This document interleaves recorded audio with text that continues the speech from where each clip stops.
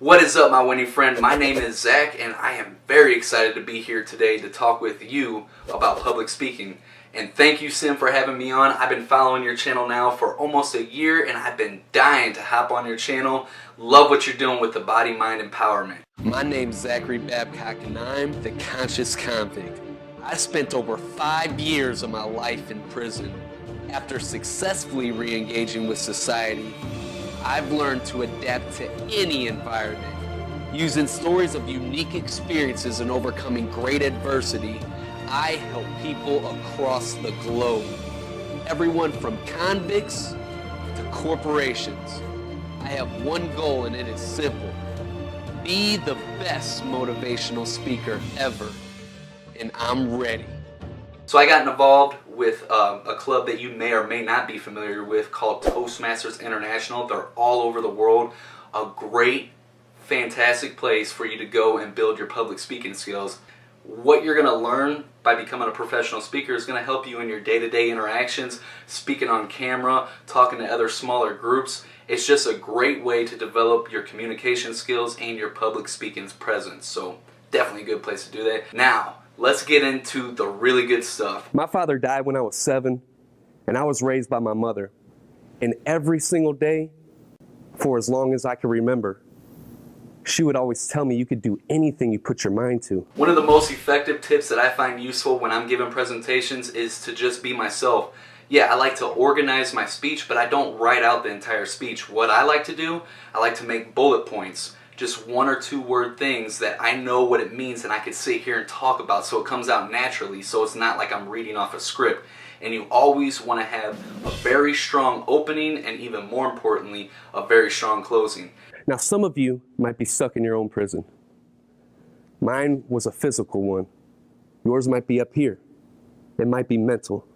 You're going to want to make your message very clear, and you want to follow it with good supporting material, so that way you have a very clear and concise message for the audience to consume, and you get your point across very clearly to them. I was getting ready to miss my children being born. I made a decision right here that I was going to rebuild my life right at rock bottom. Then, as you make transitions, you're going to want to be able to do it very smoothly and fluently so the audience can follow along without getting lost wondering, what the heck is he even talking about? Guys, when you are doing your speeches, get to the point. You don't have to come out with a corny joke that has nothing to do with what you're talking about. Get straight into the point. Your general purpose is going to fall into one of 4 different categories, or maybe a combination of a few, which is to entertain, to inspire, to inform, or to persuade people. What it is exactly that your general purpose is of your speech. What are you trying to do? What is the purpose? What action are you trying to get the audience to take at the end? Your body language does most of the presentation for you. How you move, how you use your hand gestures, the way you use them. You're going to want to get good at using the correct body gestures as you're doing your speech. And they don't have to be mechanical. You don't have to seriously think them out. After you practice them over time, they'll start becoming naturally. And a good example is if you're pointing at people, that's probably not a good thing to do during your presentation. People get offended when you point at them. What I like to do if I'm trying to point something out, palm up and point towards that person, because when you have the palm up, that is an innocent, a non-threatening gesture to people. Also, when you make your power statements, you're going to want to steeple just like this. That shows authority, that shows confidence, that shows that you know what you're talking about.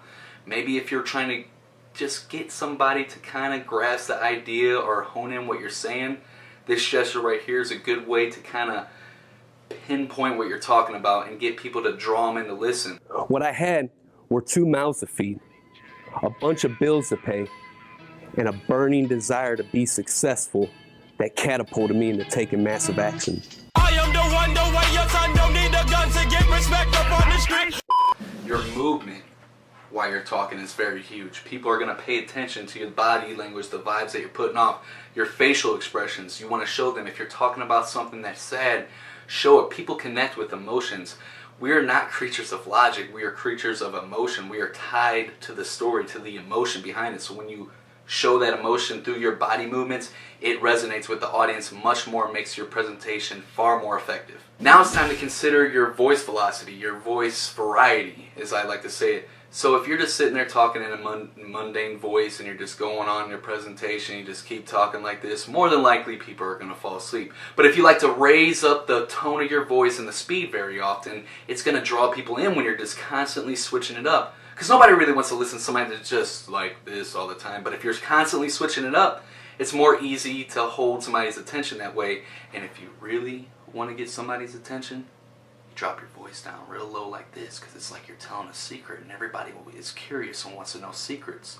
So it's a great way to kind of switch up the speed and the tone of your voice to keep people engaged into your speech. That's why they're not drifting off and falling asleep in the crowd. Also, you're always going to want to talk about something that you're very passionate about. Your topic should be something that you're genuinely passionate about, because if you're not passionate about it, if you don't care about the topic that you're talking, your audience isn't going to care what you're talking about because you don't have any fire behind it. So be passionate about the things that you talk about. And another thing to really consider and to really do, if you're going to do it, is to research the topic thoroughly. From your own personal experience, you have the internet at your fingertips. Go and look at all the articles that you could find on it. Consume everything you can that you're talking about in your topic. That way you can just let it flow when you're on stage. You are the expert in that, and it just comes naturally at that point, and people will be compelled to listen to you when they know you know what you're talking about and you're passionate behind it. Your mind is the key to unleashing the chains that bind you.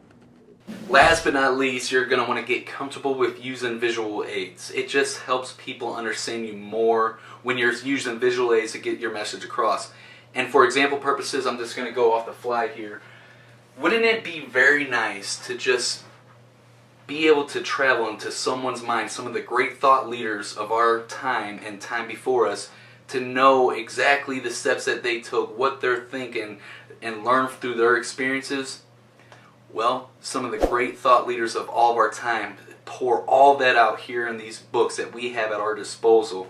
You can go and learn from all the mistakes and from all the triumphs of some of the most successful people in the world by reading what they share in these books. It's like taking a travel within their own mind. Now that was just on the fly, off the cuff. You kind of get what I'm saying. Using that visual aid helps you connect the story to what the point you're trying to get to in the story, and helps you resonate more with the audience. Free yourself.